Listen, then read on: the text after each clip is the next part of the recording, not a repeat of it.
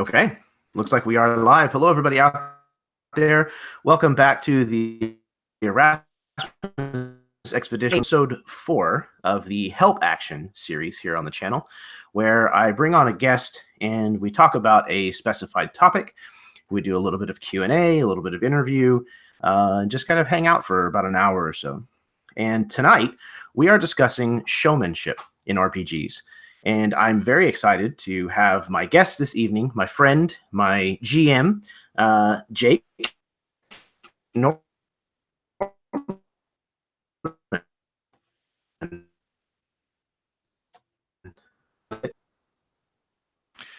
just going to assume you just called me a son of a bitch. Oh, no.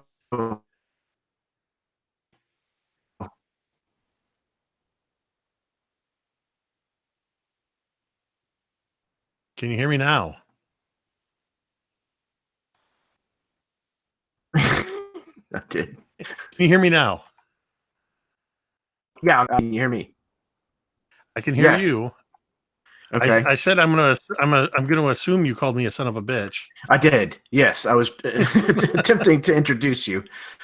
So go ahead and let the people know where they can find you, what you've got going on, and we'll get started here in just a second.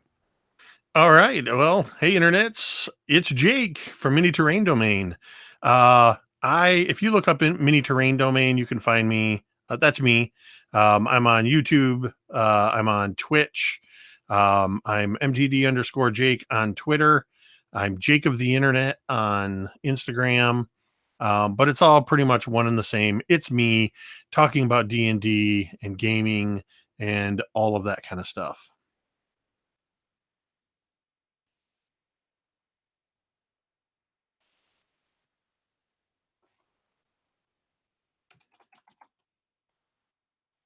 But we'll see. Yeah, I've been kind of following Jake around for a while. I've got the grand opportunity to interact with him in the absolute tabletop community, play several games with him, and I got to meet him in person, not this past summer, but the year before at AtCon, which was fantastic. And yeah, Jake's a fantastic guy. He's a really, really gifted dungeon master, as well as a very experienced crafter.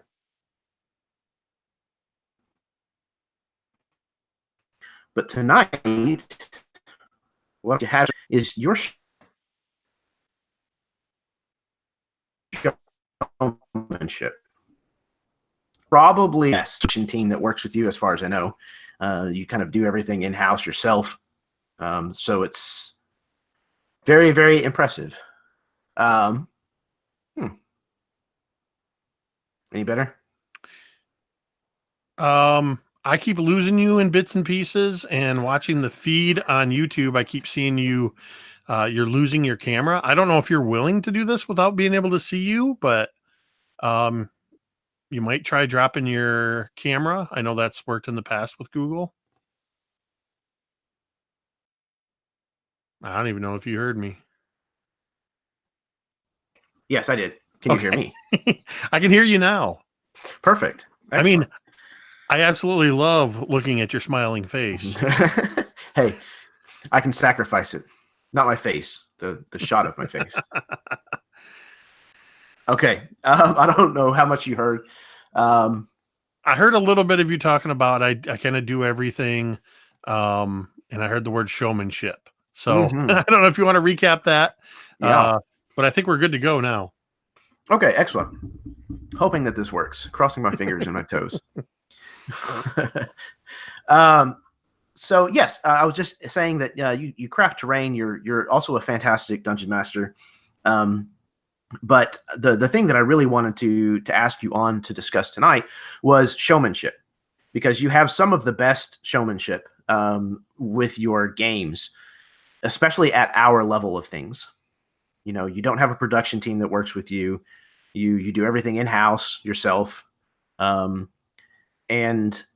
the production value that you manage to get into your games is probably bar none, as far as I know, in the community and the circles that I run in, at least.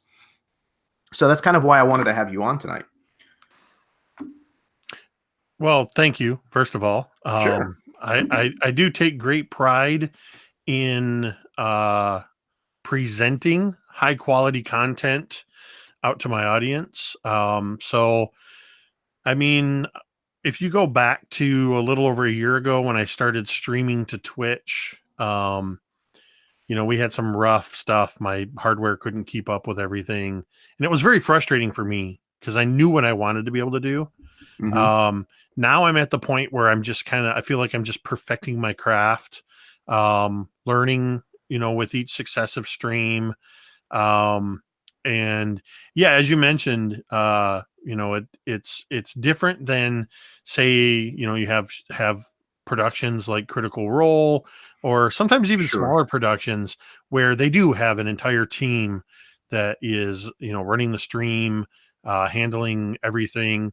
There's streamers that they outsource their overlays and some of their you know various special effects stuff, the intros and music and all that kind of stuff. And I look at it like this, and I've said this before in my streams. When I was younger, I used to always want to be a DJ. I wanted to do kind of like what I'm doing right now, move it up so everybody can see. I've got a mic in front of me that I can kind of move and adjust a little bit. And I get to talk with that kind of radio voice. But also, DJs, a lot of time they're running a switchboard. They're pushing the buttons, moving the sliders, answering the calls, queuing up the songs. For some reason, that always appealed to me. And it's just, plus I always wanted to get into voice acting. So Hmm. with D&D, I have the best of both worlds, and I absolutely love um being able to produce my own streams. It's a lot of work, but I like being able to do I take a lot of pride in creating those overlays specific to each stream and just presenting all the things that go along with that and being the one that's sitting here pushing the buttons. I don't know what I'd do if I if I actually had somebody here that was producing for me. I feel like it would be like clipping my wings. And I have produced streams a couple of times. I actually last summer produced uh, a Mastered by Marquise Cryfoth game on a 7-game series on my channel where I was not a player. I wasn't the GM. I just hosted it on my channel and I produced the stream. Right. And that was it. Okay. And I love that. So you as a DJ is kind of an awesome image in my mind. So you're playing a bar mitzvah. What's the first thing you got to work in? What song? Well, one of the reasons I never would have made it as a regular DJ is I do not know music very well. Oh but yeah, but I will say this. It's got to be I think it's Have Nagala. of course. Yes. And I totally didn't say that because it's the only, next to the dreidel song, it's the only Jewish song I know. Funny girl. You got to play funny. No, I'm just kidding. Anything by Barbara Streisand, you're safe. Right. But believe it or not, you're actually my first guest that has an IMDb page. Well, that is true. I have an IMDb page. Seriously, but you and I have discussed acting and independent filmmaking a little bit before. So when it comes to gaming, there's obviously like clear benefits from what you could draw from the experience of an actor. But what are some of the experiences behind the camera, similar to what you've kind of been discussing with DJing and working in radio? What are some of the behind the camera things that you have found that impact your game? First and foremost is, again, just the production quality, the whole package. Because I think when I put together, when you have good production quality, you have good audio, which is one of the things I focused on a lot, even above improving the picture. But having good lighting, when you have all that stuff, that's the thing that a lot of people don't notice if you have great audio and great lighting, but they sure as heck notice if you have crappy audio and crappy lighting. Internet connection. And I know it sounds like I'm just twisting the knife, and that's not what I mean. But what I'm saying is a lot of things in the research I did in looking at producing content as a form of entertainment is that's one of the things they talk about. And actually I should qualify that because audiences, particularly D&D audiences, will forgive video quality, but they will tune out in a heartbeat if you have terrible audio. If they can't hear you, again, it feels like I'm taking a dig at you because I think we got that fixed. Some of it I think was on my end, but we've had problems with I've had it with other players too, where audio is a little quiet. But I mean, those are just minor things. So part of the whole package. But I'm very conscious of when I make scene transitions, because I'm doing it all live. That's different than when you're doing if you're producing a video, that you're going to edit down or anything like that. So one of the things I remember from when I went to film school and from, over 20 years of either working with productions or doing independent film or just, studying, watching behind the scenes, all that kind of stuff, is the idea of shooting to edit. If you know what your final product, what you want it to look like, then you kind of have a sense of how you should shoot it, or in the case of a game, how you should present that content. So with that in mind, you can get those beats right. You can get those dramatic pauses. As you know, I like to use misdirection and cliffhangers in my games. And we can unpack that more if you want, but I'm a big fan of using dramatic tension and the language of how I'm revealing something to you to make you think because when you roll a dice, you don't always know what that number means. So I tend to draw it out and make you think it went really poorly. And then all of a sudden, boom. And it turns out it's something really good. Or vice versa, to flip that around and make it seem like, oh, this is exactly what you wanted. And then the thing jumps out at you and, oh, that's where we're going to end tonight's session. Right. Yeah. And managing the expectations is a big part of being a dungeon master. Like you said, knowing when and where and how to kind of present something to your players, because your players are your audience, essentially. Obviously it gets a lot wider whenever you start running games online and things of that nature, but your audience is initially your players. Absolutely. And yeah, absolutely. Being careful, being mindful of how you give them information, often will color the information that you're giving them in the way that you want them to receive it. If that makes sense. Yes, absolutely. Yeah. That's really smart. It's definitely something that you pick up on in performance art pretty early on. It can be tricky too, because different than film medium, you have to be careful about how you're present. Well, not only that, you're dealing with an interactive audience, even, keeping it just at your players are your audience. You're working without a script and you're trying to present something regardless. Every GM has their style that they employ, or, sometimes a couple of different styles that they employ, just like film does. And one of my favorite things in film is the unreliable narrator.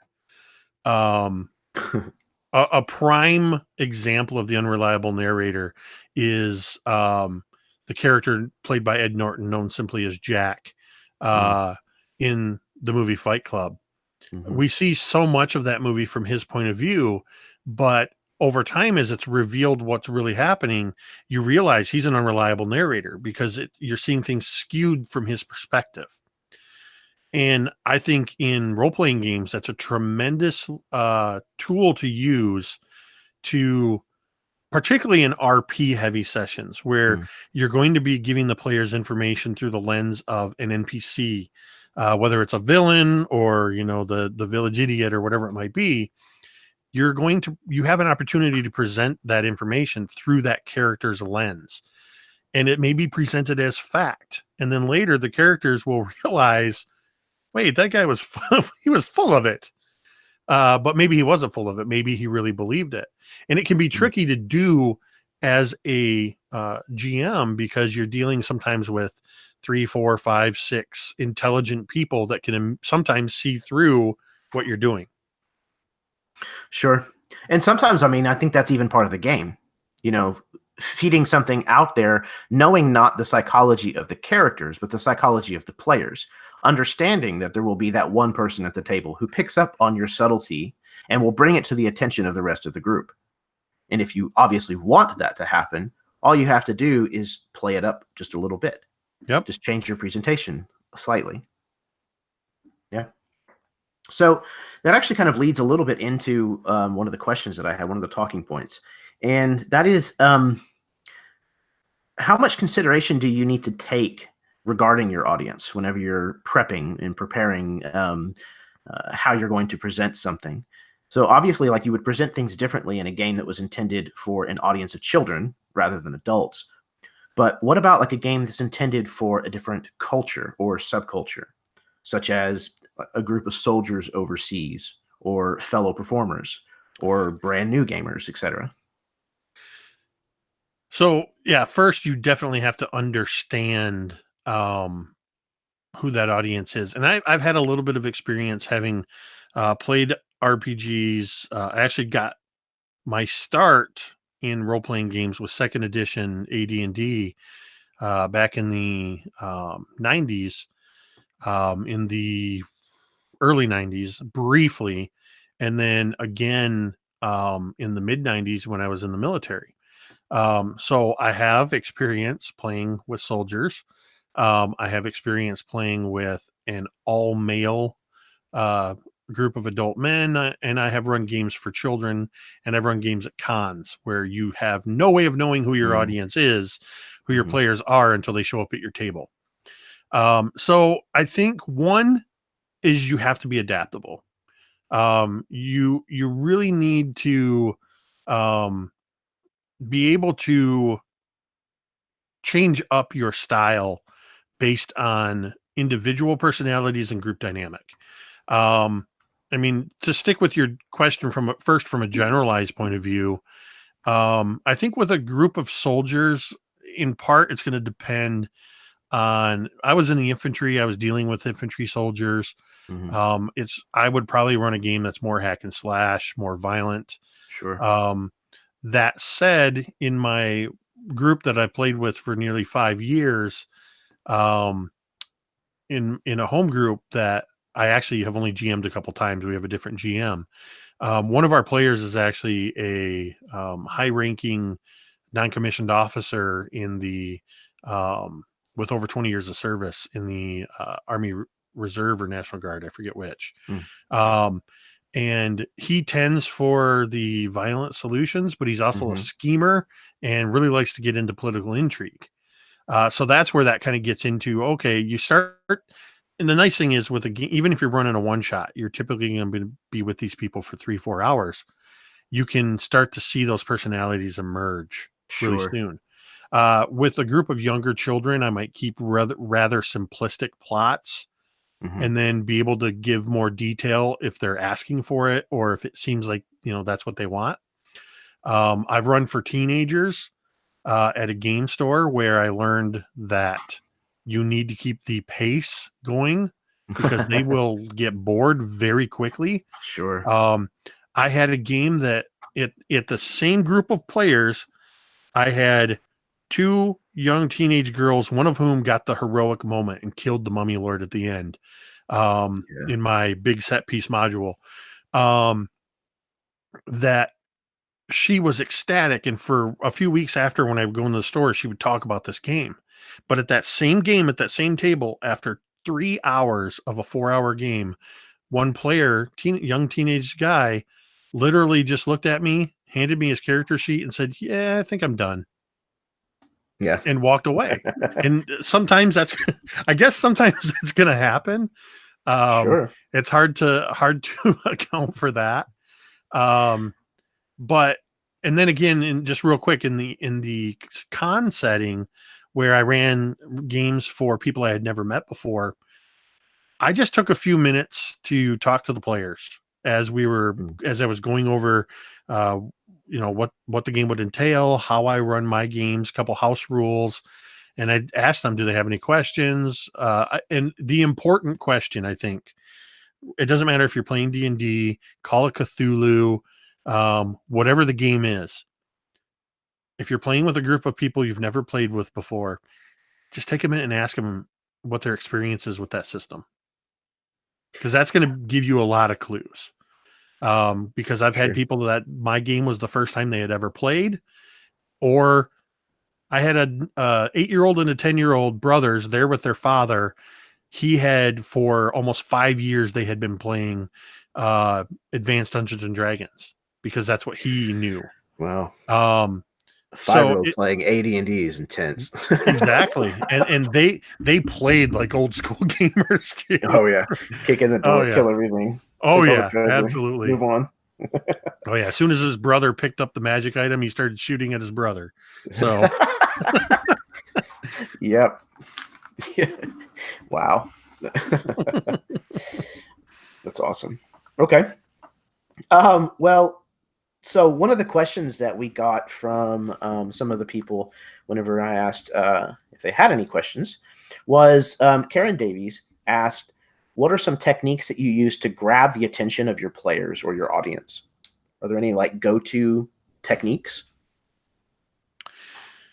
One of the easiest techniques that I use is, and I can demonstrate it right now, particularly if I want to use I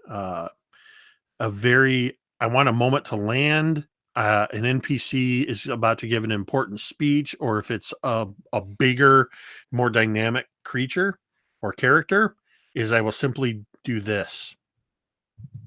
I bring the mic right up to my mouth and I lower my voice. If you lower your voice, talk softer and quieter and deeper, people are almost forced to have to listen to you.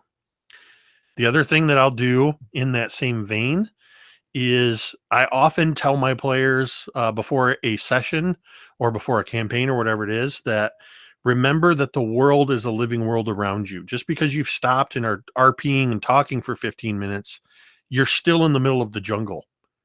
I ran a game for Chad, Knick, and Locrius where they played blue dragons, young blue dragons that were brothers, and they had been called to an audience before a larger dragon. And while they were there in his presence, they started arguing amongst themselves. And I let them go for about 4 or 5 minutes. And then all of a sudden I just went, silence, in character. And they were both like, whoa. Because, the elder dragon's not just going to sit there and listen to them prattle on for, 10 or 15 minutes. I like to use physicality. I'm one that will move around a lot. I do a lot of voices. So sometimes I find that doing a dramatic voice shift catches people, really giving character to those voices. And sometimes it can take a minor character that you think is a throwaway character and the players end up falling in love with them. Or they grow to hate them. You never really know with players which way it's going to go. But I had an instance at a game store probably about 4 or so years ago. It was actually Juice from Tabletop Gaming with Juice. He used to live closer to me and does again, and had invited me to play at his game store where they were running Adventurers League. And then after a few weeks, I for a short time, I GM'd a separate table. We had so many people there. And I was describing the events of what was happening, and an NPC falling from the sky, and others were down on the ground, had no clue what was happening. And then all of a sudden, I slammed my fist on the table to indicate that the body had hit. and both tables stopped. And you can attest to this, Jeremy, when in other instances where I've used a characterization to unintentionally grab the attention of everybody in the venue. I might be able to cite an example. Yeah. But yeah, so I mean, I tend to lose myself. This was part of my drama background, having done theater and independent film, is I have no inhibitions with getting lost in my NPC and whatever, roles. Even if it's the narrator, I can get lost in that narration and kind of forget what's around me. And I think that's part of what draws people's attention too, is the fact that I'm not just reading off of a page, I'm performing. Absolutely. Well, and performance it's directed. You're looking usually at your audience whenever you're performing, and you're feeding off of their immediate reaction, Mm-hmm. unless obviously it's television or something to that. But like, especially at a gaming table, you're feeding off of the immediate reaction, the emotional responses, and the small ticks and things in people's expressions, and that is kind of a continual feed, a loop. And the more energy that you feed off of, just like in performance, when you feed off of someone else's energy, it boosts how much energy you're able to put out. That is such an important thing. Um, it's something in a weird way. So I think that's probably one of the best things about in-person games. One of the reasons why, among many reasons why, Critical Role does well as the type of game they run, is they're all sitting around the same table and they're playing off of each other's body language and physical cues and micro expressions that they can see because they're literally just a couple feet away. Or even a sister channel to Mini Terrain Domain, the Castle Mat crew. They run a streamed game where they're all in Stephen and Lydia's basement. And so they're playing off of each other in that same physical space. It took me a while to realize that I could do that, and anybody that streams D&D, you can do that same thing. It's maybe a little bit filtered, but I'm constantly watching my players' faces especially while I'm delivering these monologues or these impactful moments, because I can get a sense for you, Jeremy, are one of my favorite people to watch during a game.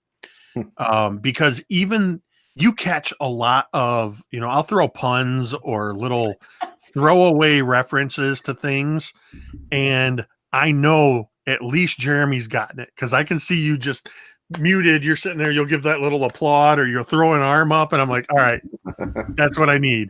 That it's that affirmation that at least somebody gets what I'm putting out there.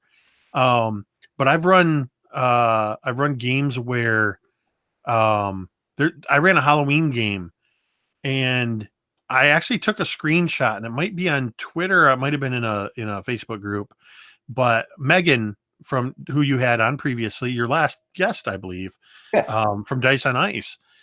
Megan is a frequent guest on Mini Terrain Domain, plays in a lot of my games, and she was in this Halloween game, and I had pulled off a kind of improvisational coup with one of the other players to introduce a dramatic twist in the game. And I got this moment that I never thought I would be able to pull off, where Megan looks with a startled look, and then in the next instant her hand is over her mouth because I caught her so off guard. And that let me know that moment had landed. And there was one of the other players that had a similar reaction. That cue let me know that I'd had the impact that I wanted and that I could keep going in this same vein without having to kind of fine tune up or down, if that makes sense. Absolutely. I do a very, very similar thing. I'll usually find the reactive player at the table, and they're my litmus test. they're the one that you said, like, I watch, and I'm like, okay, how is this going to play? Are they understanding kind of where I'm hinting at this going? Um, One of the newest players at my home groups table came in as a spouse to one of my longtime players, and she is probably one of the most reactive players that I've ever had at a table. She actually will let herself, be grossed out, being, something gory or gross. Um, she'll actually like let herself be drawn in enough to where she like jumps whenever you're, trying to scare people. And it's fantastic as a game master. Exactly. Yeah, those kind of players are great. When you can get that buy-in from your players, either on a genuine emotional level or even to the point where we talked earlier about sometimes you have the clever player that sees through what you're trying to do. Um and you tend to get this a lot when you have other GMs as players, people that are game masters a lot and then they play in your game. Game masters tend to recognize a lot of tricks and things and can kind of see through stuff. Plus they have familiarity typically with a lot of the source materials. um but when that player can, they know what's going on but they still stay in character and act surprised in character. um Yeah. I play a character in our Monday night Waterdeep Dragon Heist game called All That Glitters with Mike Lasham as the GM. And I'm not familiar with the setting. I deliberately didn't purchase it and haven't read through it. But when a particular item was introduced recently to us, the way it was physically described and because of circumstantial evidence, I knew exactly what it was. Mm-hmm. No question, I knew what this item was. But I had to pretend that I didn't, and I play my character anyway as a kind of he's a low intelligence, low wisdom tabaxi. So I play him as very self-centered, in a oblivious way. If it doesn't concern him, he doesn't really care. And it's easy to use that to kind of play off this. I have no idea what this is. I've never seen such a beautiful necklace. Um, So if you can get those kind of players that can still buy in, even if, it can be hard to scare people in a game, in a horror game. But if you go into the game, your players go into the game knowing that this is horror, sometimes it's that fake it till you make it kind of thing. I think where you can get people to, I know it's just a game, but at the same token, I'm really concerned about this character. I was pretending a few minutes ago, but now I'm really worried. Well, and as a player, same as whenever you go into it to see a movie, there's a certain level of, a willing suspension of your disbelief. Mhm. And when you sit down at a table, I can promise you that one of the best ways that you're going to be moved by a game is if you suspend your disbelief as much as you can manage. And that's how you achieve a better buy-in at the table. That's how you're going to be able to sit down at the table. And even though the guy next to you is crunching on Cheetos, or, the person next to you is on their smartphone, if you have decided that you're going to dive in as deep as you can and just forget about everything else as much as possible for, the next 3 or 4 hours, you're going to get so much more out of it as a player. Yeah. Yeah, it's that whole idea of one of the things I use kind of as a, it's weird because I don't really have a mission statement as a game master, but it's this thing that kind of serves as a mission statement. And I'm going to paraphrase here because I can't remember exactly how it's worded, but Scott Kurtz is a online uh, webcomic artist, probably most famously in recent years known for playing Binwin Bronzebottom in Mhm. Acquisitions Incorporated. He also created the comic series Table Titans, which is based Yes, on some of their different adventures. I love that And comic. And Val, in one of the early games, there's a new player that comes to the game and it basically says something. Well, it's just a game, and she essentially says to him, "Yeah, but we take what happens and we chip away all of that extra stuff until all that's left is the memory of the story." Mm. So that Mm. if I, as a player or a GM, can either myself or get my players to forget, when you think back on the game that you played, forget that you just spent a couple hours sitting in front of a microphone and a webcam, rolling dice and looking at numbers on a paper, and instead remember that a ritual was performed magically at a sacrifice that gave you the ability to fly. And as you were flying through the air, you engaged in an epic aerial battle with a giant rock, a giant bird Mm-hmm. creature. And you remember the blood arcing through the air. You remember the scream. You remember the fear when your paladin was pierced through and hung limply in the rock's claws. And when the wizard transformed it, polymorphed it into a mouse, both the mouse and the paladin began to plummet towards the 400 feet below. And that's all you remember. You don't remember who rolled what dice or what, what was going on in the world around you. You just remember that story. That, to me, that's kind of the whole summed up into that little thing. That's what I strive for when I run any game or when I play in games. Yeah, I wholeheartedly agree. Yeah, literally losing yourself in the moment. Um, to me, that's the thing that we're chasing playing these games. Is I have a mental file, if you will, of all of those kinds of moments that I have played through in the past.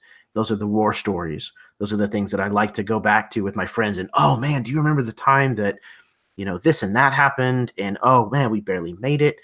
And that's one of the things that when I sit down with a player who is frustrating over the mechanics and the numbers of the game and whether their character is optimal or not, like that is a way to play the game, and that's perfectly fine. There's nothing Mm-hmm. wrong with it.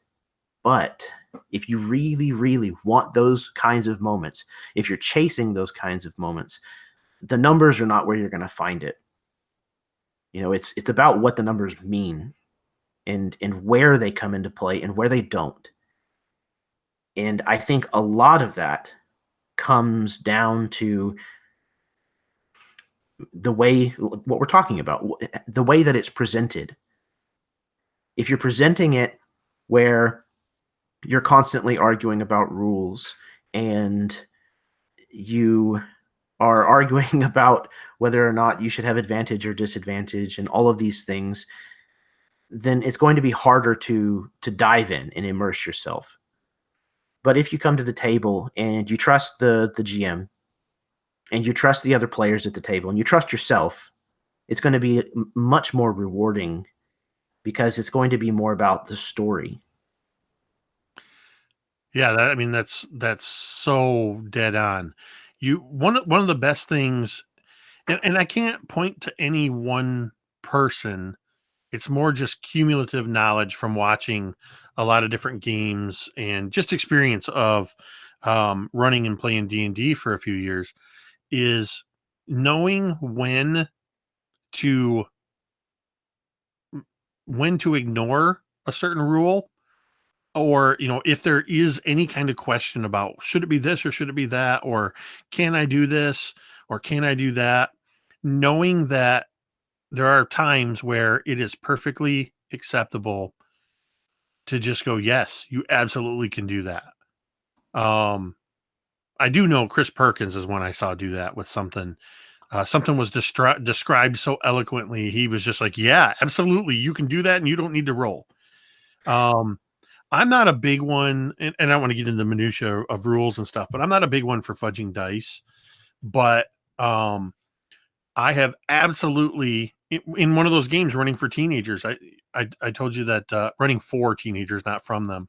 I told you about the girl that had the triumphant moment Mm-hmm. with the Mummy Lord. It was such a wonderfully described scene. And she had been struggling to kind of emerge as this heroic character, and the dice weren't in her favor. And she rolled really well. And technically, I rolled a save or something that didn't allow it to happen, or maybe it was her roll was like one under the AC. I was not about to rob her of that moment. Yes. And I could literally, again, this comes from paying attention to those cues. I could see that look, that in that moment of when she rolled the dice and waited for me to tell her whether it was a hit or a miss. And it was, I also think it may have been a case of where it wasn't quite enough damage, to maybe kill him outright. And I just looked at I looked at the whole scenario and I went, tell me how you kill the Mummy Lord. Yep. And just to see that triumphant look. And as she went into that description, it was worth it in that moment to know, screw the rules. It's the rule of cool. It's the rule of fun. It's, even if it was just in those few minutes, I gave her that moment, and I gave us, that's something I still hold on to 3-4 years later. That was the better story. Yeah, it was the better story. That's absolutely right. Yeah. And that's the thing. Every time the argument comes up about whether or not it's okay to fudge die rolls, that's the thing that I keep going back to. It's not a practice that you should always use, in my opinion. It's not something that you should just do so often and arbitrarily that it makes the die rolls kind of lose meaning.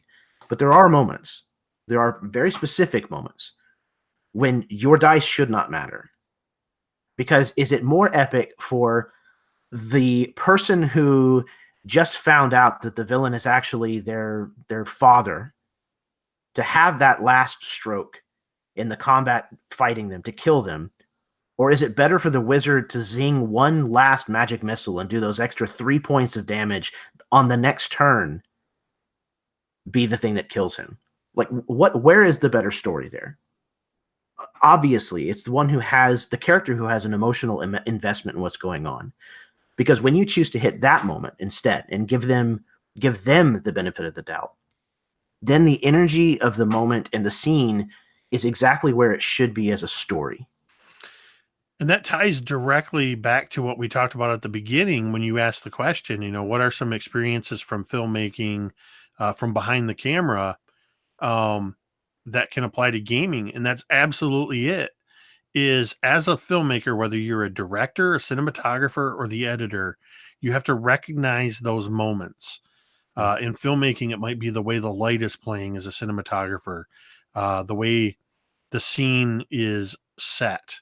As a director, it might be realizing that if you dial a performance up or down, or have switch positions, or in the editing room. And I think that's where this more comes into play, is thinking about what's the better story. Like you said, learning and giving the right person that final moment, or letting the scene go too long. And now you've lost that dramatic tension. You've maybe lost that suspension of disbelief. And you've suddenly made everybody very aware that it's a game with dice and rules. And that's exactly what you learn to realize. And you don't have to have a background in filmmaking or acting. No, it's storytelling. It's just storytelling, knowing what is the more dramatic ending. Yeah, that's absolutely it. Well, one of the other preloaded questions that we have is also from Karen Davies, and also apparently with Megan, is how is it, Jake, that you manage to weave in character backgrounds so seamlessly and react accordingly during the game itself? Part of that is, wow. First of all, that's another one of those things where it's kind of I definitely thank you for recognizing that and drawing attention to that. And I appreciate that being looked at as a skill. And it's also something I take a little bit of pride in as a storyteller, is I pay attention to the stories the players are telling at the table. Each one of the people at the table is playing a character that they've invested their thought and time into, even if it's for a one shot.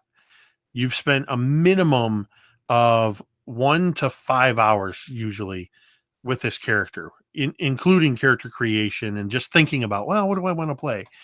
It's sometimes and with people like Karen and Megan and many of the other people I play with, it's not, do I want to play a half elf bard or do I want to play a Goliath barbarian? It's like, no, I want to play this character from this background, that has these hangups and these bonds, these flaws, and they think about the whole package. And so I listen for those cues and those beats. And it's even trickier because I tend to run a lot of pre-published, pre-written modules. But I just figure out where to work in those things. And I take pride in my ability as a storyteller to be really good at. I'm very quick-witted, and I think I'm pretty good at improvisation. So in a lot of those cases, a case in point with Megan would be in our Sunless Citadel game when I gave her character the opportunity to flash back on her past within the story, and she gave a detail about that she totally made up, or maybe she had it in loaded, talking about something from her past and seeing a figure with a helmet that had antlers on it, and realizing there was a perfect tie-in within the story to take what was, I mean, it's a piece of art in the published module of this NPC enemy with a helmet with antlers on it. How, that's a case where I couldn't ignore the connection there. Sure, serendipity. But there's so many more cases where sometimes in a longer running game, if I have the information, I can think about what would be a good way to tie this in. And then just looking for those moments, because the last thing you want to do is shoehorn something in or force it. You just got to look for those moments. You got to figure out where is the place where that's going to land. What are the characteristics that your players your characters, that their characters are exhibiting? What are they good at? What are they bad at? What are they afraid of? As those start to emerge, usually in the opening scenes of the game, you begin to figure out how you can use those characters. I jokingly in a pregame chat for an upcoming game miniseries coming up, I told the players, I said, think about, here's where you're from. Think about why you're there and what you're doing. Who's your family? Who are your friends? What's your job while you're there? And one of the other players said, well, yeah, we were thinking about having these kind of ties or whatever. And I said, I just need to know what you care about so I can tear it away from you. And I said it in a half joking way, but it's not only that. I mean, in D&D, a lot of times we focus on the tragedy, but in that there's a reverse of that coin, and it is, what is the thing your character is looking for? What is the thing that they want more than anything, and how can you give that to them or give them a glimpse of it? And looking for those same beats. And I have thoughts on this that I cannot give examples for because you're a player in this game, and it would reveal things in our ongoing campaign. Yeah, let's not.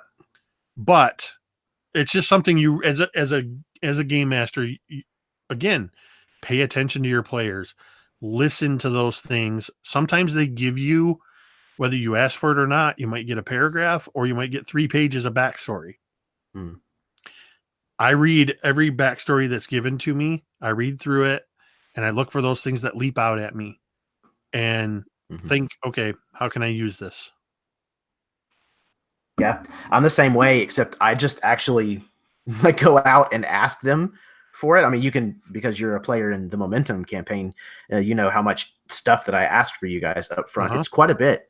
It's extensive, and a lot of people aren't used to that, and they're maybe not comfortable with that much front loaded. But it's like you said, it gives you direction. It gives you the ability to cherry pick the kinds of moments that people are really looking for when they're sitting down at the table. And it lets you kind of craft it around their characters and around their player style a lot stronger that way. Something kind of adjacent to this, I'd like to touch on. There's a couple, Damien and Bill in the chat. They're talking a little bit about the prevalence of player power gaming and character optimization versus storytelling. And I kind of just, since it's, it's an active discussion in there, I just wanted to point out, I run a game with somebody that would probably admit that maybe not from a statistics point of view, they're not a power gamer, but from it's a weird way to say this, but in terms of role play combined with mechanics, Marquise is a power gamer.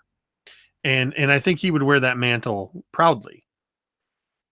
But with those power gamers, you can still look for those moments to, one, let them have it. If they put that much work into optimizing their character, give them those moments where they can be the badass, but also give them the inverse of that and let them get cocky about their ability to swing a sword or cast a spell, and then take it away from them, pull the rug out from under them, humble them, but then give them an opportunity later to shine. You got to balance it. Sure. And just finding and knowing when those moments are there. But you can absolutely have a hardcore power gamer, and don't think I didn't hear that. Power gamer, unless that was me. Oh, that was my stomach. I don't know if we talked about that on air or not. No, it wasn't. But it is now. But I brought it up, yeah. But That's what you get when you eat fast. You can absolutely have character optimization and power gaming work hand in hand.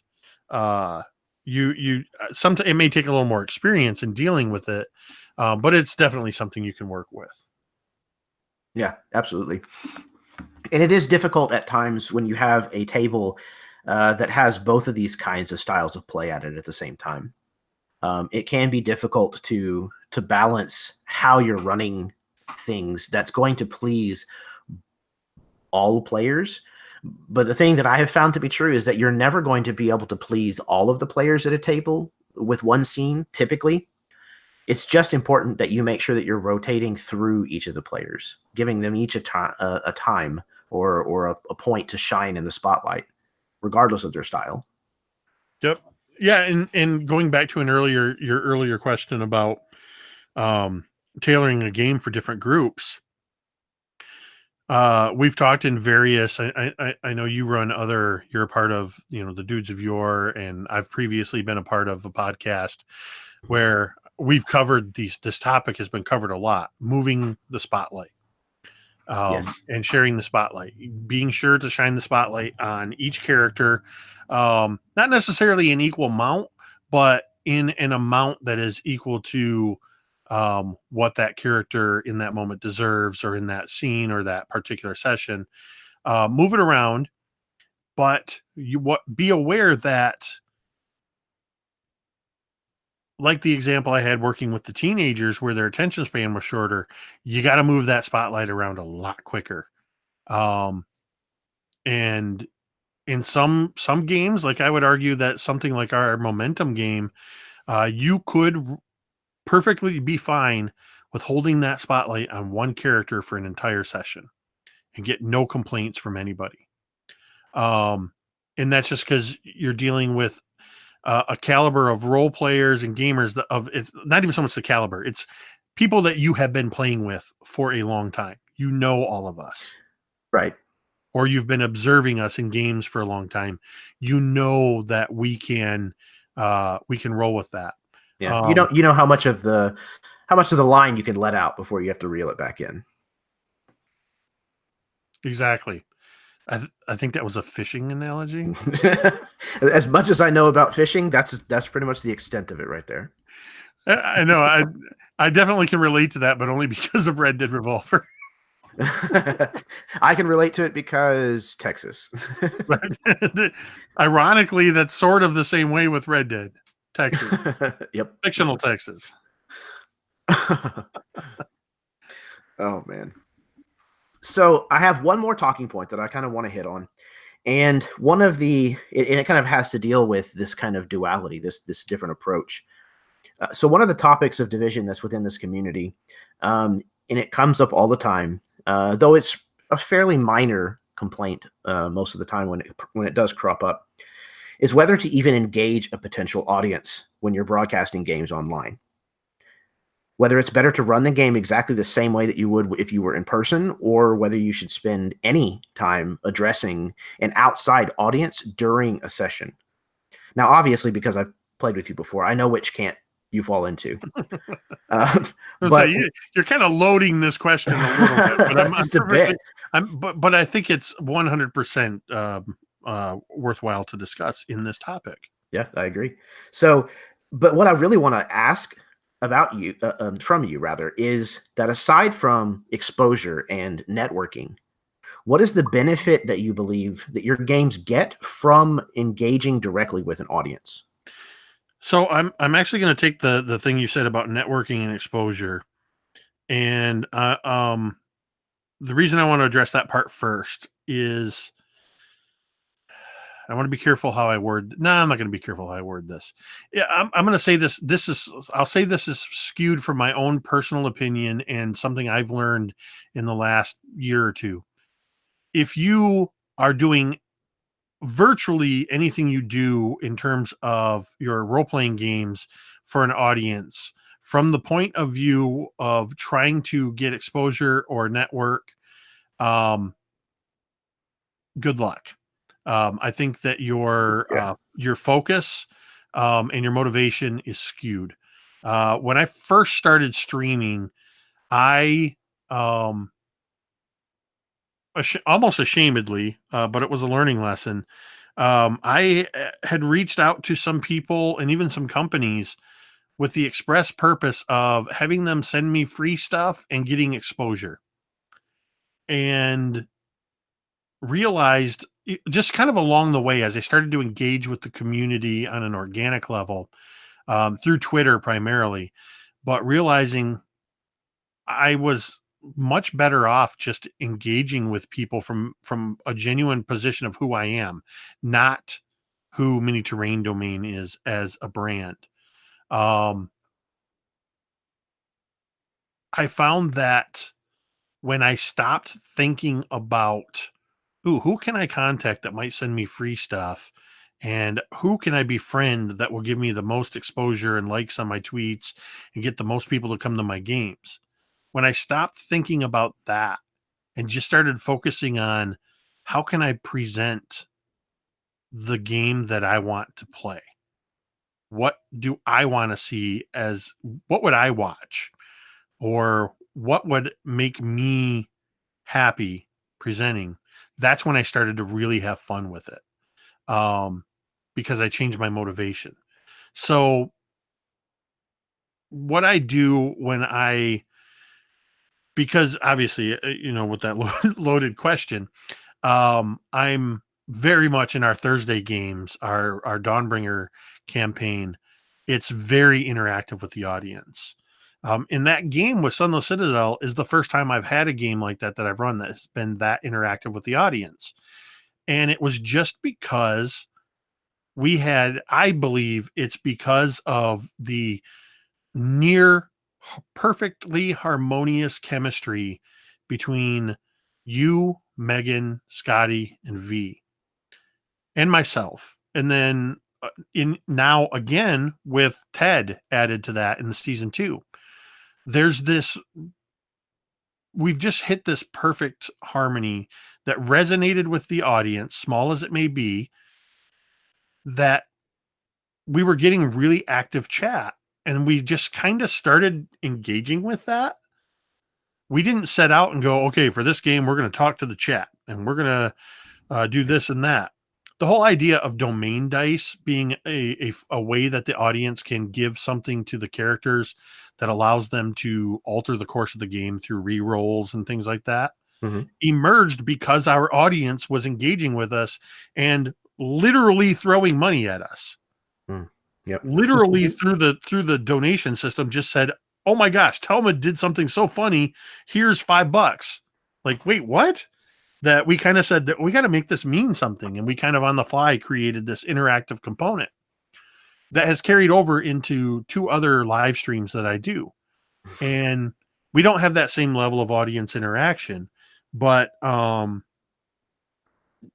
it just kind of became the way that we present our Thursday game, that we don't mind acknowledging the audience and saying, "Oh, hey, thank you for that subscription," or "Thank you for the donation. We just earned 2 more domain dice." And then boom, we're right back into character. And that's a huge credit to everybody around the table being able to engage at that level and not be distracted by it. Um, I don't think that dynamic would work with every group. I know that there are people that I love playing with that I don't think would be comfortable playing in a game like our Thursday game because of the immersion breaking that we do. I agree. But that's not to say that there's anything wrong with never acknowledging your audience, other than, well, in some cases, I know some streamers in our community that almost completely ignore the audience. As soon as the camera's on, boom, narration, game, it's over. And there's nothing wrong with that. It's, you kind of choose as the performer, as the streamer, as the GM and players, how you're going to do that. Some of my games and some of my earlier games were, just that introduction of, "Hey, internets, it's Jake. We're going to play D&D. Here's the players. Introduce yourself. Let's play." We play, and then at the end, "Hey, thanks for watching." I will say that those things that I kind of chastised about at the beginning of answering you, those will come naturally when you're genuine. That's the other thing that you want to do when you're doing this kind of thing, is you want to do it from a genuine place. One of the things, I'm going to use the word accused, but I'm doing it facetiously. But one of the things I get accused of in this community all the time is being a very jolly individual. But that's just because, I was literally thinking about this tonight. When I was driving home from work, I was listening to Critical Role. I was thinking about the games that I'm playing in and the games that I'm running, and I was thinking about the fact that I was going to be a guest on this show with you, and thinking of how much of what I do revolves around this game that people were ostracized for. When you and I were kids, we got made fun of for if you found out, people found out that we played this. Absolutely. And now I have no problem being in a professional academic publishing environment and saying to a colleague that I've just met, "Yeah, I play Dungeons and Dragons. I stream it all the time." Wait, what? And getting an opportunity to explain it. And I was just like, what is my life? I get to play D&D and have fun with it. And sometimes I make a little bit of money on the side by sharing it with other people. I just love this, and that's not even touching on the whole crafting aspect of it that you and I do for home games. That brings a whole new dynamic to it. Being able to, in the same way that I get genuine joy from crafting these stories and these NPC and PC connections and cliffhangers and hooks and all that stuff, I love making terrain and dice towers and seeing the reactions of people when they see that. And that's what makes me such a jolly person. That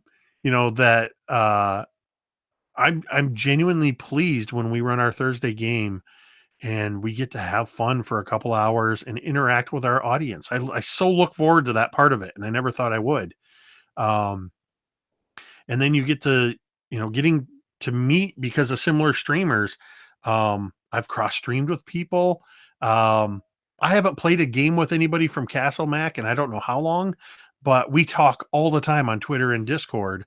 And Steven is one of the people that he and I chat in private messages all the time about, hey, what'd you do for when you did this, this production thing, so those things all happen organically, Mhm. um, from being genuine, approaching everything you're doing from a genuine point of view, and not from a what's in it for me point of view. And that, I mean, again, that's skewed from my personal opinion.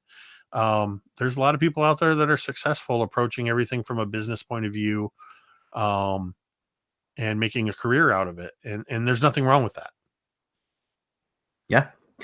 It's certainly something that I definitely struggle with having a small channel. There's a lot of times when I find myself comparing my channel to other channels or my games to other games, and I think that's a natural thing, but it's also detrimental. There's nothing good that usually comes from doing that, and at least for me, there hasn't been. Emulation is fine. Find things that you like that other people do, and absolutely adopt that if it's something that you're comfortable with and that you think is a good thing to add to your games or your channel or whatever. But comparing yourself to others and measuring your success based on the success of other people is a very deep hole to dig yourself into. Yeah, it definitely is. Yeah. You have to value, you have to value what you do as a creator, whether you're telling Mhm. stories or you're one of the players around the table telling your character story and contributing to the larger story.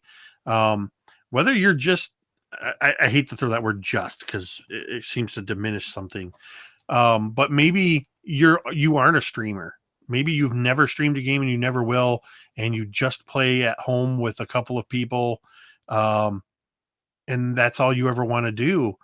uh be comfortable with that and confident in it, and don't worry about what Matt Mercer or Chris Perkins or Jeremy or Jake does. We've each learned over time honing our own craft, and I can point to things that I do that are definitely inspired by somebody like Matt Mercer or even Matt Click, um, or even Jeremy, that 3 months from now, I might have picked something up different from somebody or developed something on my own. We're constantly evolving and changing, and everybody is their own unique way of presenting things.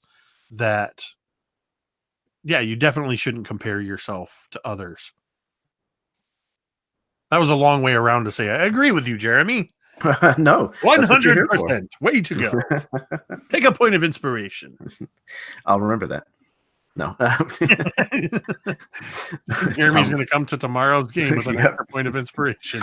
But Tell you me what gave needs this to me. Well, I think that's actually probably a really nice, succinct way to kind of wrap things up. A kind of good note to end on. So, thank you, Jake, very much for coming on and dealing with my hiccupy internet. Um, and it's been an absolute pleasure having you on as a guest. And yeah, why don't you give a little bit of an outro, say bye to the people, all that kind of stuff, and then we'll call it a night. All right. Well, thank you, Jeremy, for inviting me. I think this is a wonderful new show you got going on, and already seeing Thank what you. I've seen from the previous guests, it's a great way to focus in on different people's experience levels and focusing on different aspects of the hobby. So, thank you. I'm honored to be a part of it. Um, I would just say. As a way of an outro, um, look for when you're looking at games, look for the so-called big streamers and the small streamers alike. Um, there are a lot of people out there that people that don't get recognized because they have small channels and their platform hasn't grown very much. That are hidden gems. I would argue that Jeremy is one of those hidden gems. Seeing the content you put out, um, that I have no problem saying that you are um, just an incredible GM, and I'm honored to get to play in your games and have you as a player in mine. Um, Yeah, don't be afraid to try new things. It doesn't all have to be D&D. And whether you end this or not, I don't know how to end a stream without saying this.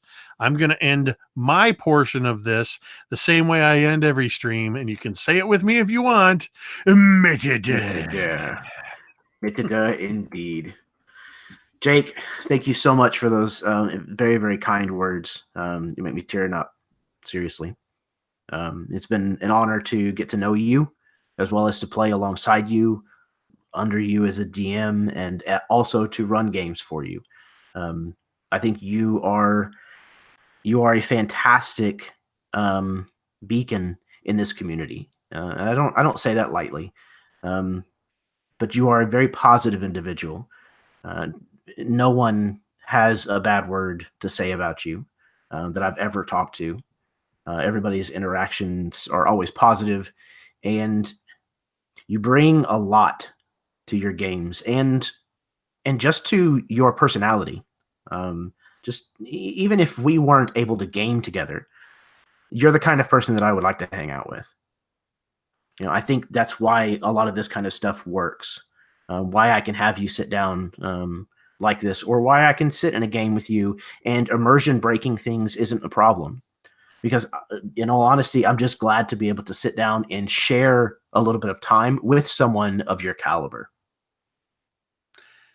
Well, I appreciate that. And I would not be lying, or I am not lying when I say that one of the highlights of gaming was in Tacoma, Washington, when I got to see you dressed up like for your Fury Road, your Mad Max game. And to see you, I believe that was when I saw you in person for the first time. And to be able to say, "There's Jeremy, I've got across the room," and hug him. The feeling was certainly mutual. I promise. So, yeah, man, I can't wait to see you again. I hope you're at AtCon this year. I hope so too. And thank you again for agreeing to come on to the show and discuss one of the things that you're known best for, your showmanship. I think you brought a lot of fantastic insight, and hopefully in an unexpected way for people who are watching this. So those of you who do tune in and watch the show live, or whether you're watching this in the future, thank you very, very much from the bottom of my heart. And until next time, may your dice roll high and your snacks always be within reach.